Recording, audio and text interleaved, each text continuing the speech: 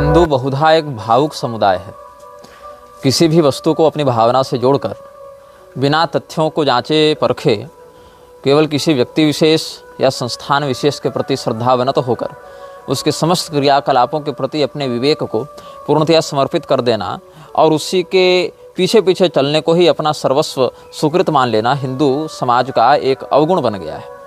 स्वविवेक का परित्याग करके किसी भी व्यक्ति के प्रति अपनी निष्ठा को संपूर्णतया समर्पित कर देने का दुष्परिणाम यह होता है कि उस व्यक्ति के संपूर्ण दोषों के प्रति भी आप अधिवक्ता का भाव रखते हुए पक्षपातपूर्ण वक्तव्य देने लग जाते हैं और उस व्यक्तित्व के ऊपर इतने आश्रित हो जाते हैं कि उस व्यक्ति के लिए गए निर्णय आपके विवेक को अवरुद्ध करके उस व्यक्ति की प्रज्ञा के अनुसार नचाने लगते हैं जो व्यक्ति आपकी दृष्टि में सर्वोच्च सर्वश्रेष्ठ और सर्वसमर्थ है।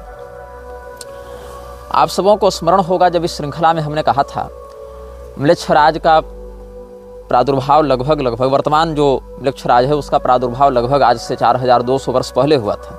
आपको यह भी स्मरण होगा कि हमने बताया था कि भविष्य पुराण के अनुसार कलयुग के 2000 वर्ष बीतने पर म्लेच्छ मत का विस्तार करने के लिए मूसा को भेजा गया था। तो मूसा और म्लेच्छराज के मध्य लगभग जो अवसान का अवकाश हुआ जो वह लगभग 1000 वर्षों का था और 1000 वर्षों तक अपनी शक्तियों को बढ़ाने के बाद म्लेच्छराज ने व्यापक रूप से सैन्य अभियानों और पैशाचिक शक्तियों के माध्यम से अपने प्रभाव को विश्व में स्थापित करना प्रारंभ किया। यह भी हम आपको स्पष्ट कर चुके हैं। जो लोग सामान्य इतिहास का भी बोध रखते हैं वो इस विषय को समझते हैं कि जब ब्रॉन्ज एज का अवसान लगभग आज से 3200 साल पहले हुआ था और उस समय विश्व के अलग अलग भागों में विशेष करके मध्य पूर्व में जो सभ्यताएं पनप रही थीं या जो कबीले हुआ करते थे वो अचानक से नष्ट हो गए, विलुप्त हो गए, एक दो पीढ़ी जाते जाते समाप्त हो गए। ये क्यों इस प्रकार से नष्ट हुए, कैसे गायब हुए, इसके विषय में कोई ठोस प्रामाणिक सिद्धांत अभी तक मान्य इतिहासकारों के द्वारा स्थापित नहीं किया जा सका है। लोग अलग अलग बातों की कल्पना करते हैं, अपने समर्थन में अलग अलग तथ्यों को प्रस्तुत करने का प्रयास करते हैं, लेकिन वो तथ्य उनके अनुमान से अधिक कुछ नहीं होते। 4200 साल पहले म्लेच्छराज आता है, लगभग 1000 वर्षों तक अपनी शक्तियों को बढ़ाता है। बीच में छोटे मोटे संघर्ष होते रहे उसके, जैसे कि जो उसके बेसिन इत्यादि के साथ संघर्ष हुए थे वो सब तो छोटे मोटे स्तर पर होते रहे, लेकिन उनका वैश्विक पटल पर प्रभाव नहीं पड़ सका। और अनर्थकारक 15 तत्वों के माध्यम से प्रश्रय को प्राप्त करके कलिपुरुष के प्रति अपने भाव को निवेदित करके स्वयं को आत्मार्पित करके वह म्लेच्छराज सहस्र वर्षों तक पैशाचिक शक्तियों की आराधना करता रहा पश्चिमाम न्याय तंत्र की विधि के अनुसार। और पश्चिमाम न्याय तंत्र में किस प्रकार की बातें हैं, पश्चिमाम न्याय तंत्र में किस प्रकार की पैशाचिक शक्तियां हैं, उनका विश्व में क्या प्रभाव पड़ता है, इस विषय में हम आगे 5-7 अनुभाग और अलग से बनाएंगे जो कि आपको अवकाश मिले तो देख लीजिएगा। तो ब्रॉन्ज एज का अवसान 3200 साल पहले लगभग हुआ और उसी अवसान के साथ बहुत से मध्य पूर्वी सभ्यताएं भी नष्ट हुई और विलुप्त हुई। कैसे हुई इसके विषय में कोई ठोस बात सामने नहीं आई है। और लगभग उसी के आसपास लगभग 3125-30 वर्षों के आसपास आज से पहले मूसा का भी आगमन हुआ था। उसी समय जो म्लेच्छ मतों के विस्तार का एक बड़ा म्लेच्छाचार्य कहा गया है, बल्कि उसको भविष्य पुराण में म्लेच्छों का गुरु बताया गया है। उसको म्लेच्छाचार्य ये उपाधि है मूसा की, और उसी से 1000 वर्ष पहले म्लेच्छराज भी आया है। तो इस समय जो हम बातें आपको बता रहे हैं उन बातों का अगर आप चिंतन करते जाएं तो बहुत कुछ बातें संकेत के रूप में भी सामने आती हैं। जैसे कोई व्यक्ति हैं, उन्होंने मुझे एक संदेश भेजा, लिखते हैं नारायण आचार्य, नारायण मतलब अभिवादन में कहा, ये आपके चलचित्र से बताए गए घटना से मेल नहीं खाते। ये हमारे बचपन में बहुत आता था, मतलब बहुत नवीन नहीं है पर 2000 के बाद के बच्चों का है। इसमें ये एक लौता विलन था जिससे सारे बच्चे मोहित थे। इसके भी सींग हैं, लाल आंखें हैं, इसने भी अपनी आत्मा का सौदा किया, ये भी नरबली करता है, इसने भी अपने राज्य में प्रताड़ना की, अपने पिता पर किया, ये भी मरता नहीं, रूप बदलता है, वशीकरण करता है, पूर्णमासी में अधिक शक्तिशाली होता है, शैतान से ताकत मिलती है। आपको एक चलचित्र भेजा है, उसको देखिएगा। तो इन्होंने कोई किरमाड़ा या किरमादा या क्या इस प्रकार के कोई पता नहीं कौन सा मादा है, अब तो एक मादा ममता कुलकर्णी भी है जो महामंडलेश्वर बन गई, किन्नर अखाड़ा सब। ये ममता जो है उसकी ममता नपुंसकत्व को कब प्राप्त हो गई हमें नहीं पता, लेकिन बन गई महामंडलेश्वर। और इसको महामंडलेश्वर किसने बनाया? किन्नर अखाड़ा ने बनाया। इसकी कौन सी योग्यता देखकर, ये वही लोग जाने। तो किन्नर अखाड़ा अब आउटसाइडर्स की भी बहाली कर रहा है, अदर देन ट्रांस, वो सबको अपने अंदर समाविष्ट कर लेना चाहता है। तो इसीलिए किन्नर अखाड़ा में नर मादा किन्नर सब मिलते हैं। तो कुल मिला के जब नर भी वहाँ चले जाएंगे, मादा भी चले जाएंगे और मिश्रित भी चले जाएंगे, तो बाकी अखाड़े को नष्ट करके सिर्फ किन्नर अखाड़ा रखा जाए। तो जैसे भगवान ने गीता के 3 अध्याय में कहा था, महाशनो महापापमा विद्येन मिहि वैरणम, बहुत खाता है, बहुत बड़ा पापी है, वही हाल है किन्नर अखाड़े का। ये बहुत बड़ा पाप का आडंबर लेकर चल रहा है। और अभी तो आप देखिए, अब किन्नर अखाड़ा के अलावा एक परी अखाड़ा भी आ गया। अब ये परी अखाड़ा क्या है? तो क्या यहाँ पर पंख लगा के उड़ने वाली परियां होती हैं? तो ये तो कुछ भी फैंसी नाम रखते जा रहे हैं। तो ये सब जितने भी परी अखाड़ा है, और फिर ये लोग बाद में बना देंगे जिन्नात अखाड़ा बना देंगे, कोई सुलेमानी अखाड़ा बना देगा। और एक आशंका हमें यह भी है कि जैसे विदेशी लोगों का हस्तक्षेप अखाड़ों में बढ़ता जा रहा है और अखाड़ों के लार टपकाते लंगोटी के ढीले महामंडलेश्वर उन विदेशिनियों के पीछे दौड़े चले रहे हैं, आतुरधाई महासुख दीजे का जो उदार भाव था उसको विकृत रूप से प्रस्तुत कर रहे हैं।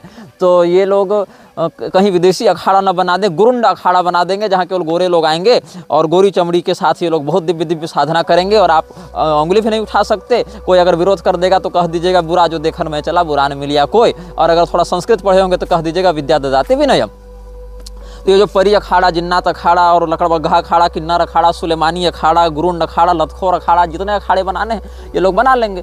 तो फिर क्या होगा अंत में? ये अखाड़े आपस में मल्ल युद्ध करेंगे, क्योंकि अखाड़े के जो वास्तविक संत साधु होंगे वो लोग ये सब सहन नहीं कर पाएंगे। तो होगा विद्रोह, होगा युद्ध, और उसके बाद हिंदू एकता का झंडा माउंट एवरेस्ट पर जाकर गाड़ दिया जाएगा। उसके बाद हिंदू राष्ट्र भी बन जाएगा और भारत में ऐसी अद्भुत एकता और ऐसा विकास देखने को मिलेगा जैसा मोदी जी के पूर्वज भी अपने सपने में नहीं सोचे होंगे कि हम भारत को इस ऊंचाई पर पहुंचा देंगे। जो म्लेच्छराज का अभियान होता है वो छोटे मोटे स्तर पर प्रभावी नहीं होता। वो जब भी काम करता है बड़ा काम करता है, बड़े पंगे लेता है। तो म्लेच्छराज के द्वारा जब भी किसी बड़ी शक्ति को भेजा जाता है, बड़ी शक्ति का तात्पर्य है जिसका प्रभाव समाज पर पड़े। जैसे मूसा को भेजा गया तो उस समय ब्रॉन्ज एज का अवसान हो गया, एक बिल्कुल नई सभ्यताओं का उदय और पुरानी का अंत ऐसा देखने को मिला उस क्षेत्र में। और जहाँ पर आप देखेंगे कि जब ईसा आया तो ईसा यद्यपि मूसा और पैगंबर की तुलना में उतना प्रभावित नहीं हो पाया म्लेच्छराज से, क्योंकि लड़का सीधा साधा था इन दोनों की तुलना में। ऐसे वो भी बड़ा घाघ जंतु था, लेकिन इनकी तुलना में अगर देखी जाए बात उसके जीवन में, तो क्रूरता और स्वार्थ अपेक्षाकृत थोड़े कम थे। और म्लेच्छराज ने देखा कि हमने इसको जिस काम के लिए भेजा वो इस काम को उतना प्रभावी रूप से तो कर नहीं पा रहा है, तो उसको वशीकरण करके कर लेते हैं। तो इसने कह दिया कि जो मुझे वश में करना चाहता है वो इस संसार पर राज करता है, लेकिन हम उसकी बात नहीं मानेंगे। तो फिर आपको जैसा हमने बुक ऑफ लॉ से पढ़कर बताया था, एलिस्टर क्रॉली को जो हूर पार्क रात के मंत्री ने बताया कि फिर क्रॉस पर लटकवा के और उसकी आंखें बाज के रूप में नोच ली गई थी हूर पार्करात के द्वारा। तो जो म्लेच्छराज है उसने फिर पैगंबर को भेजा। तो म्लेच्छराज ने जब पैगंबर को भेजा उसके बाद विश्व ने आतंकवाद और नरसंहार का एक अद्भुत विभत्स चेहरा देखा और विश्व के बहुत से भाग प्रत्यक्ष रूप से इससे प्रभावित हुए। और फिर इन तीनों को आपस में लड़वाकर उसने नरसंहार का वह स्वाद दिखाया संसार को, जो बहुत लंबे समय से अंतर्राष्ट्रीय स्तर पर ये समाज नहीं देखा था। उसके बाद हूर पार्करात के रूप में स्वयं को प्रस्तुत करते हुए अपने मंत्री के माध्यम से जो एलिस्टर क्रॉली को म्लेच्छराज ने 8, 9, 10 अप्रैल 1904 को काहिरा में जो संदेश दिलवाया था, उसके 123 महीने के बाद विश्व युद्ध प्रारंभ हुआ था और उस समय भी भयंकर नरसंहार हुआ। तो उस विश्व युद्ध में मरने वालों की संख्या जो हमने बताई थी 44 लाख लोग मरे थे और लगभग 84 लाख घायल हुए थे, लगभग 37 लाख लापता हुए थे। ये केवल हारने वाले पक्ष की हमने संख्या बताई थी। यदि आप विजेता पक्ष की बात करेंगे तो वहाँ तो लगभग 55-56 लाख लोग मरे थे और 1 करोड़ 30 लाख लोग लगभग घायल हुए थे। तो मतलब देखें तो दोनों पक्षों को मिला दिया जाए तो यह संख्या 3-4 करोड़ तक पहुंच जाती है जितने लोग युद्ध में सक्रिय रूप से सम्मिलित हुए थे। और लापता सिविलियंस की बात करें, माइग्रेटेड लोगों की बात करें जिनका कोई अता पता नहीं चला, जो कि डॉक्यूमेंटेशन उतना नहीं था उस समय, तकनीक उतनी नहीं थी, लोगों का बायोडाटा जनसांख्यिकी उतनी तगड़े रूप से नहीं प्रस्तुत की जाती थी, बहुत स्थानों पर स्लेवरी भी थी, स्लेव ट्रेडिंग भी थी, तो उनका आंकड़ा उतना स्पष्ट प्राप्त नहीं होता है। लेकिन यह कहना चाहिए कि इतना भयंकर व्यापक रूप से नरसंहार होना और उसकी घोषणा ठीक 123 महीने पहले होना, और इतना ही नहीं परमाणु बम जैसे बड़े विनाशक शस्त्रों का प्रयोग किया जाना और उसका जो दंश है वो आज भी समाज को आतंकित करना, और उसके बाद से केवल हर देश के लिए एक ही लक्ष्य बना देना कि हम अधिक से अधिक विनाश के हथियार पर रिसर्च करें और उसको तैयार करें, ये एक बहुत ही गंभीर और चिंतनीय विषय हो गया है। तो आप अगर जॉन विक सीरीज देखे होंगे तो वहाँ पर एक प्रसंग आता है जब जॉन विक सभी लोगों से लड़ता रहता है और बाद में उत्तरोत्तर ऊपर के अधिकारियों से लड़ता है। कॉन्टिनेंटल में भी जहाँ किसी भी विपक्षी की हत्या करना निषिद्ध था, कॉन्टिनेंटल में भी जाकर मर्डर कर देता है।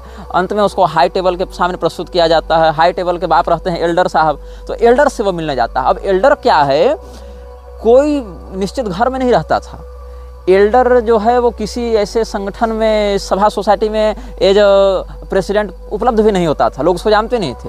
लेकिन एल्डर अकेला मिला, उसको रेगिस्तान में मिला, एक तंबू गाड़े हुए था, एक दो नौकर उसके पास थे, कोई बॉडीगार्ड नहीं थे, कोई बड़ी बड़ी मशीनें और तकनीक नहीं थी। वही एल्डर एक रेगिस्तान में उसको मिलता है और उस एल्डर ने केवल एक आदेश दे दिया और उसके नीचे आने वाले सभी जो भी अलग अलग सिंडिकेट्स थे, माफिया थे और बड़े बड़े गून लीडर्स थे, सब के सब उसके सामने नतमस्तक हो गए। और ऐसे देखे तो एल्डर कहाँ था, एक तंबू गाड़ के रेगिस्तान में पड़ा हुआ था और वो वहीं से बैठे बैठे एक सिक्के के दम पर पूरे विश्व के माफिया को नियंत्रित कर रहा था। तो कहीं न कहीं आप मृक्षराज के जीवन से प्रेरित इसको समझ सकते हैं कि मृक्षराज भी ऐसे ही काम करता, अकेला पड़ा रहता है रेगिस्तान में और कभी किसी कुटिया में रह गया, कभी तंबू गाड़ के रह गया, लेकिन वो सामने आता नहीं उस रूप में, लेकिन उसकी हैसियत वह है, उसका प्रभाव वह है कि लोग विवश हो जाते हैं उसके सिंडिकेट वाले कि उसकी बात माने और अपरिहार्य रूप से उसको अविलंब लागू करें। तो जितने भी प्रकार के उपद्रव संसार में हो रहे हैं उनमें प्रत्यक्ष या परोक्ष रूप से उसकी संलिप्तता कहीं न कहीं प्राप्त हो जाती है। और जो लोग इस बात को नहीं समझते हैं वो लोग आँख वाले अंधे हैं, जो जानबूझकर या तो दुर्भाग्य से या तो अपने मानसिक स्थिति के उस स्तर पर न होने के कारण इन बातों को नहीं समझ पाते हैं। हिंदू मृक्षराज के चंगुल में इसीलिए जल्दी आ जाता है और उसको पता भी नहीं रहता क्योंकि हिंदू चमत्कारों के पीछे भागने वाला समुदाय बन गया है। उसको किसी प्रकार से कोई जादू टोना भूत प्रेत किसी रूप में दिखा दिया जाए तो अपना दिमाग लगाए बिना उसके सामने नतमस्तक हो जाता है। यही कारण है कि शिरडी साईं के पीछे भागने वाले भी लोग हैं, अजमेर के पीछे भागने वाले भी लोग हैं और 10 रुपये का नोट पर्स में रखवा के लोगों की किस्मत बदलने का दावा करने वाले निर्मल बाबा के पीछे चलने वाले भी लाखों लोग इसी भारत में पाए जाते थे और बहुत लोग तो अभी भी हैं। तो जितने भी इस प्रकार के भूत प्रेत जादू टोना वाले लोग हैं, जिसमें एक नाम संतोष भदौरिया का है जिसको तुम लोग करौली सरकार के नाम से जानते हो, वो क्या करता है, बड़े बड़े देवी देवताओं का नाम लेकर गाली बकता है। अरे इंद्र मैं तुझे आदेश देता हूँ, अरे वरुण मैं तुझे आदेश देता हूँ, अरे अग्नि मैं तुझे आदेश देता हूँ। इस प्रकार से शब्दों का प्रयोग करके देवताओं को तिरस्कृत करने वाली भाषा बोलता है। अरे परशुराम, अरे अश्वत्थामा, हम तुमको यहाँ से निकालेंगे, हम तेरा उद्धार करेंगे, जा करौली शंकर तेरा ऊपर कृपा करे। और मंत्र क्या देता है, बैलेंस, उसका मंत्र है बैलेंस, नमः शिवाय बैलेंस से ऐसे कुछ कहता, मतलब अंत में बैलेंस लगाता है वो। अब इतना बड़ा भूमाफिया पाखंडी, उसके साथ किसकी साठगांठ है, निर्विकल्पानंद की साठगांठ है। और निर्विकल्पानंद में क्या योग्यता है, उसने क्या तपस्या की है, कुछ नहीं। उसने कौन से संयम का पालन किया, कुछ नहीं। उसका खान पान चरित्र तुम किसी दिन मठ में जाकर 2-4 महीना रहो, खुद पता चल जाएगा वो किस स्तर का व्यक्ति है। और इसके बाद क्या है, उसका जो अध्ययन है वो किस शास्त्र में प्रवीणता है, कुछ नहीं। लेकिन हम सबके माथे पर बैठा कर उसको दंडी सन्यासी किसने बनाया, हमने तो नहीं बनाया ना, ये पूरी के शंकराचार्य जी ने बनाया। क्या योग्यता देखकर बनाया। तो कहीं न कहीं उनके ऊपर इस प्रकार का आंतरिक दबाव स्पष्ट रूप से है कि अयोग्यों को भी प्रश्रय वो दे रहे हैं, चाहे तो जानबूझकर चाहे तो विवश होकर। और कहीं न कहीं यह भी समझना चाहिए कि जो व्यक्ति ये दावा करते हैं कि मैं तीसरी आंख खोल दूं तो सब भस्म हो जाए, इस प्रकार की बहुत सी बातें वो कह चुके हैं। मैं स्पष्ट रूप से बिना किसी प्रकार का अंध भक्त बने हुए यह कहना चाहूँगा कि आप इतने समर्थ हैं, आप इतने योग्य हैं, साक्षात शिव स्वरूप के रूप में आपकी प्रतिष्ठा संत समाज में प्रसिद्ध है, तो अपने जो दाएं बाएं हाथ जिनको आपने बना रखा है उनके उपद्रवों पर आप नियंत्रण क्यों नहीं लगाते। चूँकि अगर कोई सुनी सुनाई बात होती तो हम मान लेते कि चलो किसी ने अपयश कराने के लिए ऐसा कह दिया, लेकिन निर्विकल्पानंद तो आपके सामने ही आपका दंडी चेला होकर महिलाओं से रगड़ रगड़ कर कीचड़ होली खेल रहा था। इसमें तो कोई एडिटिंग या कोई अफवाह की बात नहीं है, ये तो प्रत्यक्ष बात है। लेकिन आपने अनुशासित नहीं किया उसको, समाज यही देखेगा और देख रहा है। जिसके पास आंख है वो देख रहा है, जो आंख फोड़कर आपसे दीक्षा लिया है भैया हम उसकी बात नहीं बता सकते। यही कारण है कि आपके जो चेले निग्रहाचार्य केवल भगवान है, इस प्रकार वाले वक्तव्य को केवल प्रसारित ही नहीं कर रहे थे, बल्कि आधिकारिक रूप से बैनर बनाकर इसको प्रसारित किया गया, गोवर्धन मठ का लोगो लगाकर। वही नालायक म्लेच्छराज वाले विषय पर क्यों नहीं बैनर लगाकर लिख रहे हैं, आपका फोटो लगाकर कि म्लेच्छराज भविष्य में होने वाले भीषण नरसंहार की योजना का पात्र है, ऐसा जो आपने वक्तव्य दिया उसको क्यों प्रचारित नहीं कर रहे? क्योंकि आप जो हैं ऐसे लोगों से घिरे हुए हैं जो पहले से म्लेच्छराज के अभियान को चाहे जानबूझकर चाहे अनजाने में प्रश्रय दे रहे हैं। क्योंकि निर्विकल्पानंद जानता है कि जिस दिन आप ब्रह्मलीन हुए उसके बाद अगला दावेदार वही है, क्योंकि पूरी शंकराचार्य के दीक्षित दंडी सन्यासी तो दूसरे दिख नहीं रहे। अब चूंकि स्वरूपानंद सरस्वती के साथ 2 दंडी चलते थे, उधर श्रृंगेरी वाले के साथ विधुशेखर स्वामी चलते हैं, विधुशेखर भारती चलते हैं, और इधर कोई चलता नहीं था दंडी। तो लोगों ने कहा कैसे नहीं चलेगा, इधर भी दंडी चलेगा, तो कैसे चलेगा, दंडी को मिल नहीं रहे थे क्या आपको संसार में? तो बना दिया गया इसी व्यक्ति को, निर्विकल्पानंद सरस्वती को। जबकि ज्ञान दृष्टि से, तपो दृष्टि से या अन्य संयम आदि की दृष्टि से निर्विकल्पानंद किस हैसियत में खड़े होते हैं? बिल्कुल कहीं उनकी कोई तुलना ही नहीं है। तो परिकर जिन लोगों के साथ साठगांठ रखते हैं उसमें गुरु का हित नहीं होता, परिकर का हित होता है। हम शंकराचार्य जी के यहाँ से आए हैं ऐसा सोचकर नेता मंत्री सब सम्मान देंगे, अरे ये तो शंकराचार्य के यहाँ से आए हैं तो सम्मान मिलेगा, वहाँ से सेटिंग करेंगे। गुरु जी जैसे ब्राह्मणीन हुए गद्दी पर हम काबिज हो जावे, और काबिज होने के बाद सपोर्ट कहाँ से दिलाएंगे? तो ऐसे ही लोगों से। तो बागेश्वर वाले सपोर्ट कर देंगे, करौली वाले सपोर्ट कर देंगे, मुरारी सपोर्ट कर देगा। हाँ, पुरी के अगले शंकराचार्य निर्विकल्पानंद सरस्वती हैं, तो बन गए निर्विकल्पानंद साक्षात शिव स्वरूप जगत गुरु शंकराचार्य। और सबके माथा पर चढ़कर मूतेंगे, फिर कहेंगे कि हम जो कह दें वही धर्म है और हम जो कह दें वही शास्त्र है, जबकि वास्तविकता सबको पता है। और उसके बाद अंधभक्त जो चेले हैं वो वकालत करते रहते हैं कि सिद्धांत की बात अलग होती है, व्यवहार की बात अलग होती है। तो भैया क्यों योगी मोदी को तुम डांटते रहते हो कि ये म्लेच्छ तंत्र है, ये शासन का विनाश होना चाहिए, ऐसे नेताओं को जेल में डाल देना चाहिए, ये सब नकली शंकराचार्य घुमा रहे हैं? तब वो भी तो कहेगा ना कि नहीं नहीं, सिद्धांत से हम मानते हैं कि आप ही असली शंकराचार्य, लेकिन व्यवहार की बात है तो हम इनको भी मानते हैं, क्योंकि व्यवहार अलग है और सिद्धांत अलग। तो जो कथित विद्वान लोग हमारे विरुद्ध में व्यंग करते हुए कह रहे थे कि जगत व्यवहार अलग बात है और जो सिद्धांत पक्ष है वो अलग बात है, ऐसे लोगों को पहले अपने गुरु की संगति करनी चाहिए। पहले शिष्य बनो, गुरु मत बन जाओ तुरंत, और देखो कि तुम्हारे गुरु क्या कह रहे हैं। तुम्हारे गुरु कह रहे हैं कि सैद्धांतिक धरातल पर, व्यावहारिक धरातल पर और दार्शनिक धरातल पर सज्जनों को एक निष्ठ होना चाहिए, एक मत होना चाहिए, इसमें विभेद होने से दिक्कत होती है। आपके गुरु का कथन है। ये वही बात हो गई कि स्वामी करपात्री जी ने भूसुंडी रामायण को प्रामाणिक माना, लेकिन हम उसी प्रामाणिक भूसुंडी रामायण से अगर शबरी जी के भीड़नी होने और भगवान को अपना उच्छिष्ट भक्षण भावातिवेश में कराने का प्रमाण दे दें, तो फिर लोग कहते हैं भूसुंडी रामायण तो 100, 150, 200 साल पहले किसी ने लिख दिया, ताकि करपात्री स्वामी जी की वकालत की जा सके। और यही सैद्धांतिक और व्यावहारिक धरातल पर स्वामी करपात्री जी अगर विभेद कर देते तो क्या मूर्ख थे जो हिंदू कोड बिल का विरोध कर रहे थे? कह देते ना कि देखो व्यवहार के कारण हम हिंदू कोड बिल का समर्थन करते हैं, बाकी सिद्धांत में तो हम भैया वर्णाश्रम के ही समर्थक हैं, ऐसा कह देते ना। तो परिकरों और शिष्यों को लज्जा आनी चाहिए कि जानबूझकर मुरारी और करौली जैसे ढोंगियों को पूरी शंकराचार्य से मिलाते हैं, उनको इनकी वास्तविकता नहीं बताते हैं, या जानबूझकर इनका महिमा मंडन करते हैं। उनके साथ क्या फोटो और रील और क्या बढ़िया बढ़िया बैकग्राउंड म्यूजिक लगाकर वायरल किया जाता है, और ऐसे माफियाओं को शंकराचार्य के पास लेकर जाते हैं और शास्त्रज्ञ जनों का तिरस्कार करवाते हैं। और उससे अधिक धिक्कार है शंकराचार्य के उन प्रबुद्ध शिष्यों पर जो इस कुकर्म के विरुद्ध कुछ कहने का औकात नहीं रखते। तुम लोग ही इस अधर्म को प्रश्रय दे रहे हो ना। प्रारंभ में अगर तुमने इस प्रकार के कुकर्मों के विरुद्ध मुखर होकर आवाज उठाई होती कि गलत हो रहा है, तब देखते कैसे संक्रमण फैलता, लेकिन नहीं। यहाँ पर तो गुरु की चापलूसी करने से फुर्सत नहीं है। अपने वृद्ध आचार्य के मुख पर उनके ही सिद्धांत का बलात्कार करने वाले व्यक्ति को उन्हीं के द्वारा सम्मानित करवाते हुए तुम लोगों को लज्जा नहीं आती, और इस कुकर्म का विरोध करने के स्थान पर लीपापोती कर रहे हैं। ये सब म्लेच्छराज के मानसिक गुलाम हो चुके हैं। बाहर से उसके अस्तित्व को माने या न माने, कोई अगर कहे कि हम उसके गुलाम नहीं हैं, फिर भी मानसिक रूप से वो उसी का गुलाम बनकर उसके ही कुकर्म को प्रश्रय दे रहा है। मनस्येकम वचस्येकम कर्मण्येकम महात्मनाम, मनस्संयत वचस्संयत कर्मण्यन्यत दुरात्मनाम। ये दुरात्मा और महात्मा के भेद में शास्त्र कहते हैं कि मन वाणी क्रिया से जो एक हो वह महात्मा होता है, जिसमें इस प्रकार का वैषम्य देखे जाने को मिले वह दुरात्मा होता है। तो ये लोग कहते हैं कि ऐसे ऐसे लोग से अगर सैद्धांतिक मतभेद भी हो जाए तो भी हम उनसे मुंह फुलाकर थोड़े रहेंगे, उनसे तो हम उत्सवों में, हमारे उत्सवों में वही शोभा का काम करेंगे, उनसे हमारा काम निकलता है। तो अगर उत्सवों की शोभा बढ़ाने और काम निकालने हेतु दुष्टों का समादर करने के बाद आक्षेप की वकालत करने में स्वयं को सिद्धांतनिष्ठ दिखाना है, तो ये तो फिर अलग लेवल की प्रतिभा है तुम्हारी। फिर किस अधिकार से तुम लोग बाकी लोगों को गाली देते हो कि तुम वर्णाश्रम का विरोध कर रहे हो? वो तो कहेगा कि व्यवहार में हम मानते हैं कि विधवा विवाह कर लेना चाहिए, बाकी सिद्धांत से हम विरोध करते हैं विधवा विवाह का। ये वही बात हो गई। राम मंदिर प्रकरण में सिद्धांत से कुछ और मान रही थी सरकार और व्यवहार से कुछ और मान रही थी, तो काहे बिलबिला रहे थे तुम लोग? बताओ। सिद्धांत निष्ठ व्यवहार कुशल जन भी तो बन सकते हो कि सिद्धांत विरोधी व्यवहार कुशल बनना है? तो अगर तुम लोग सिद्धांत निष्ठ होते तो सिद्धांत के आधार पर व्यवहार करते। जैसे हमने जिन जिन बिंदुओं पर पूरी शंकराचार्य का समर्थन किया उन बिंदुओं को भी समाज में प्रसारित करते। भाई सिद्धांत की बात है, वहाँ प्रसारित करेंगे। लेकिन किया क्या, शंकराचार्य जी के साथ हम खड़े दिखते हैं अनेक बिंदुओं पर, लेकिन हमारे साथ शंकराचार्य के ये कथित मानसी से खड़े नहीं दिखते, तब नहीं दिखेंगे। और ये लोग चाहते हैं कि सब लोग सार्वभौम जगत गुरु के छत्र छाया के तले आ जावें, और उसमें भी केवल हमारे पीठ वाले के तले आ जावें। बाकी चारों का हाल वही है, और चारों के विषय में हम समयानुसार अलग अलग बातें कर चुके हैं।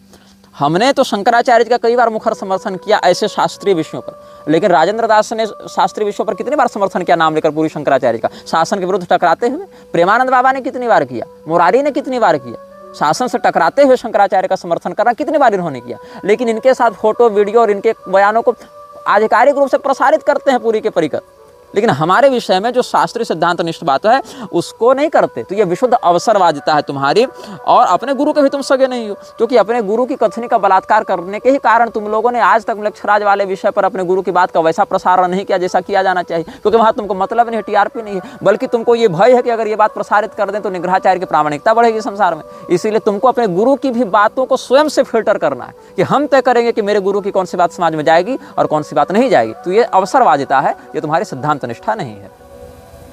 म्लेच्छराज की रणनीतियों का आकलन ऐसे किया जा सकता है, ये लोग सदैव अपनी संख्या को कम दिखाते हैं, जैसे हम छोटी हों, कमज़ोर हों और हमारी टुकड़ी में अधिक सैनिक या अधिक संसाधन नहीं है। इस प्रकार से ये लोग अपने सैन्य बल को बहुत ही अधिक कम, मतलब अगर 100 सैनिक हैं तो उसको 20-25 ऐसे दिखाएंगे। इस प्रकार से अपने शत्रु के मन में अपनी सेना की सही स्थिति को न बताया जा सके, इस प्रकार का छल दिखाते हैं। चीन में एक बार ऐसी बात हुई थी जब कुछ विद्रोहियों ने किसी राजा के विरुद्ध विद्रोह किया था, और वहाँ पर राजा ने उन सबों को रेगिस्तान में घेर रखा था, और रेगिस्तान में चूंकि राजा की सेना के द्वारा वो विद्रोही घेर लिए गए थे, विद्रोहियों की संख्या थोड़ी कम थी, राजा की सेना बड़ी थी, उसके पास संसाधन थे, उसके पास रसद पानी खाद्यान्न थे।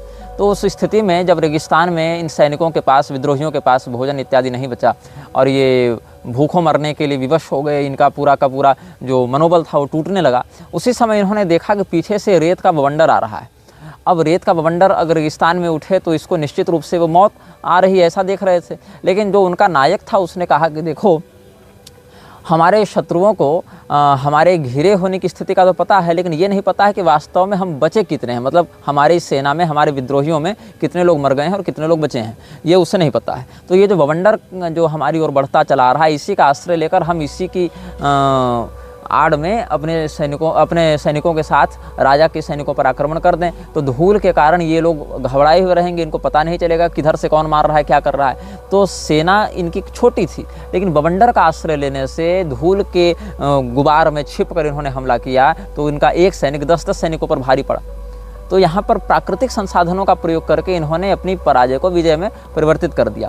और ये बहुत बड़ा एक फैक्टर है म्लेच्छराज की रणनीति में कि हम प्रकृति को अपने युद्ध में सहयोगी बना लें। पानीपत का जो तृतीय युद्ध था, जो कि ये लोग हार गए थे मराठे, वो क्यों हारे थे? क्योंकि इन्होंने प्रकृति की स्थिति का सही आकलन उस समय नहीं किया था, और म्लेच्छों ने किया था। तो जो पानी ऊपर से बरसा, उसके कारण ये भूमि वो दलदली हो गई, कीचड़ वहाँ बढ़ गया, इसके कारण लड़ने में इनको असुविधा हुई और ये घेर कर मार दिए गए। तो यहाँ प्रकृति को अपना सहयोगी बनाना है, विरोधी नहीं बनाना है। ये प्रकृति के अनुरूप चलने का सिद्धांत म्लेच्छराज का रहा है। और अपनी सेना को बड़ा कम दिखाने का जो है, वहाँ पर भी एक विद्रोहियों की बात इतिहास में आती है, जहाँ पर जो विद्रोही राज्य था और जो सत्ताधारी दल था, दोनों के मध्य जब संघर्ष हुआ तो विद्रोहियों की जो बदनामी थी वो कायर होने के कारण थी। तो उन्होंने कहा हम अपनी बदनामी को ही अपनी ताकत बनाएंगे, हम अपनी शक्ति बनाएंगे। तो उसने क्या किया, जब राजा के लोग, चूँकि ये लोग ज़मीन के नीचे थे और राजा की सेना ऊपर थी, तो जब राजा के लोग ऊपर से रेकी करने का विचार किए तो रात्रि को इन्होंने 1 लाख मसालें जलाई। क्योंकि इनके यहाँ 1 लाख सैनिक थे तो प्रत्येक सैनिक ने 1-1 मसाल जलाई। उसके बाद राजा ने सोचा कि अच्छा इनके पास 1 लाख सैनिक हैं, तो हम इन पर किस प्रकार की योजना से आक्रमण करें कि हम विजयी हों। अगले दिन राजा जब योजना बना रहा था तो 50,000 ही मसाल जलाई गई। तो इसको लगा करे ये लोग तो कायर हैं, कहीं भाग तो नहीं गए आधे सैनिक। तो थोड़ा और हम देख लें कि क्या स्थिति है, थोड़ी और प्रतीक्षा कर लें। और अंत में तीसरे दिन केवल 25,000 मसालें जलाई गईं और चौथे दिन मसाले ही नहीं जलाई गईं। सैनिक उतने ही थे, लेकिन रात्रि को जलने वाले मसालों से राजा को ये भ्रम हो गया कि ये लोग धीरे धीरे करके भाग रहे हैं। और अंत में एक सकरी घाटी में जाकर विद्रोहियों ने अपनी सेना को छिपा दिया। तो अगले दिन सुबह राजा ने देखा तंबू खाली है और सब भाग गए हैं यहाँ से। तो वहाँ पर एक वृक्ष के पास जाकर विद्रोहियों के नायक ने उसकी खाल उतरवा कर कुछ लिखवा दिया। तो जब ये राजा अपनी सेना के साथ गया तो कहा गया कि भाई ये वृक्ष की खाल उतरी है, इस पर कुछ लिखा है, क्या लिखा है, तो ये देखने के लिए पर्याप्त प्रकाश किया जाए। तो जब राजा के सैनिकों ने राजा को उस वृक्ष के पास ले जाकर मसाले जलवाई तो पूरे के पूरे क्षेत्र में केवल हाईलाइट हो गया राजा और उसी के सामने प्रकाश चल रहा था। तो विद्रोही जो सैनिक इधर उधर छिपे हुए थे उन्होंने वहीं से तीरंदाजी कर दी और तीरंदाजी में राजा मरा तो नहीं, लेकिन राजा के अच्छे खासे सैनिक मारे गए और राजा को इतनी आत्मग्लानि हुई जनरल को, उस सेना के जनरल को, कि उसने अंत में गला रेत कर आत्महत्या कर ली थी। तो ये सब इतिहास में सच्ची घटनाएं घटित हुई हैं, जहाँ पर कम सैनिक होने के बाद भी कैसे दुश्मन को भ्रमित करके, अपने सैन्य बल के कमजोर होने के बाद भी प्राकृतिक सहयोग के माध्यम से अपनी सेना के प्रभाव को बढ़ा दिया जाता है, उसको अधिक प्रस्तुत किया जाता है प्रभावी रूप में।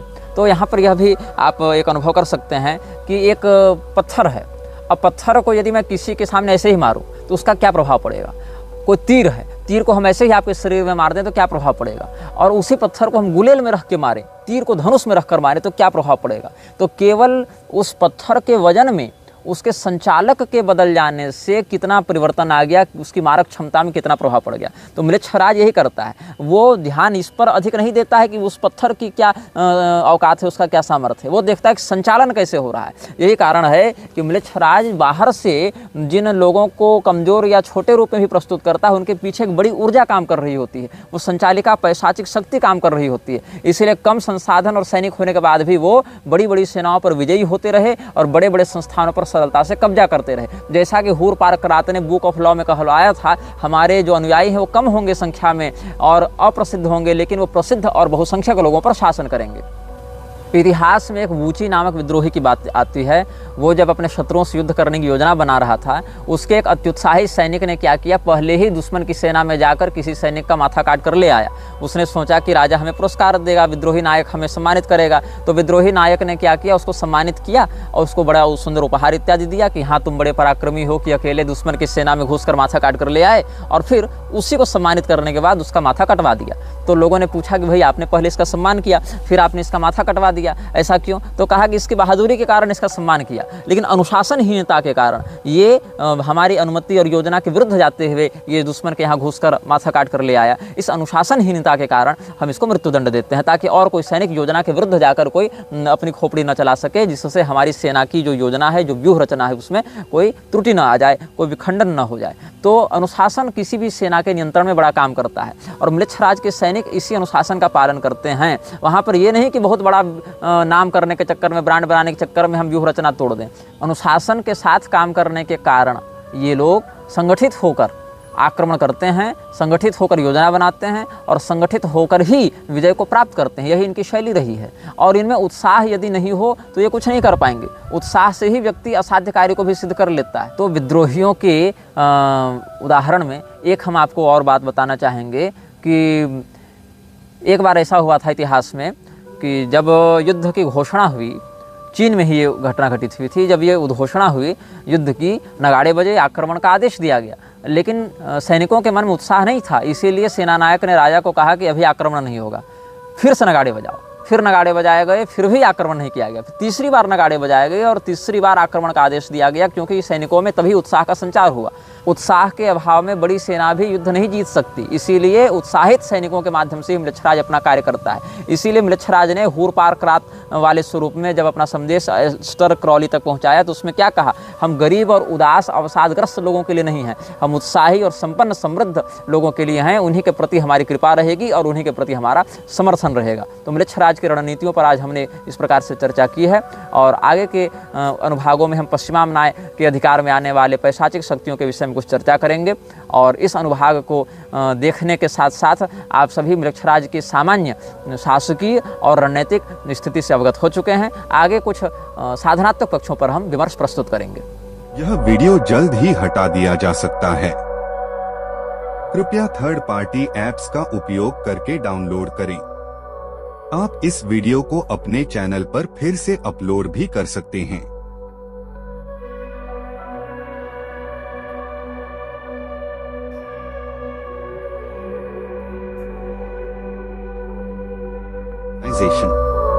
This video may get deleted soon. Please download using third-party apps. You may also re-upload this video on your channels. Thank you.